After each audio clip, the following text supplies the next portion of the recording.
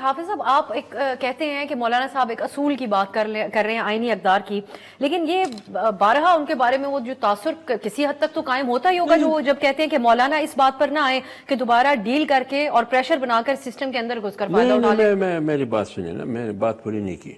لہٰذا گنڈاپور صاحب کو جواب دینا، وہ مولانا پر تنقید کر کے اپنی قد بڑھانے کی کوشش کرتے ہیں. تو اگر میں یہ کہوں کہ یہ تو وہی گنڈاپور ہے جو 2 پولیس اٹک کے ساتھ کھڑے تھے اور یہ بھاگ رہا تھا، وہ 2 پولیس پیچھے ان کے پیچھے بھاگ رہے تھے، اور جو بوتل پکڑا گیا ان کے ساتھ، انہوں نے کہا جو بلیک بوتل تھا، انہوں نے کہا یہ شہد ہے.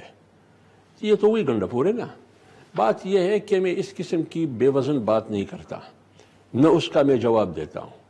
اگر کوئی ذمہ دار شخص بات کرے جو ہم سمجھے کہ یہ ذمہ دار ہے. سر وہ وزیر اعلیٰ ہیں، خیبر پختونخوا میں پی ٹی آئی نے ان کو اپنا وزیر اعلیٰ لگایا. وہ دیکھیں نا، ویسے جو بھی وزیر اعظم رہا ہے اللہ ان کی مغفرت کرے، ویسے ابھی نگران حکومت میں بھی کوئی وزیر داخلہ تھا، کوئی وزیر اعظم تھا. ابھی بھی جو حکومت ہے، ابھی جو حکومت میں پارٹیاں بیٹھی ہیں، آپ کے خیال میں یہ خود بیٹھی ہے یا ان کو زبردستی بٹھایا گیا؟ آتے ہیں حافظ صاحب. اس لیے میں کہتا ہوں کہ گنڈاپور کا جواب آپ توانائیاں صرف ہی نہیں کرنا چاہتے گنڈاپور صاحب کے بارے میں ریاکٹ کریں. ہم دیکھتے ہیں کہ پارٹی کی طرف سے اگر فرض کرے مولانا صاحب پر تنقید ہوتی ہے اور بیجا تنقید، پھر دیکھو ہم کیا جواب دیتے ہیں.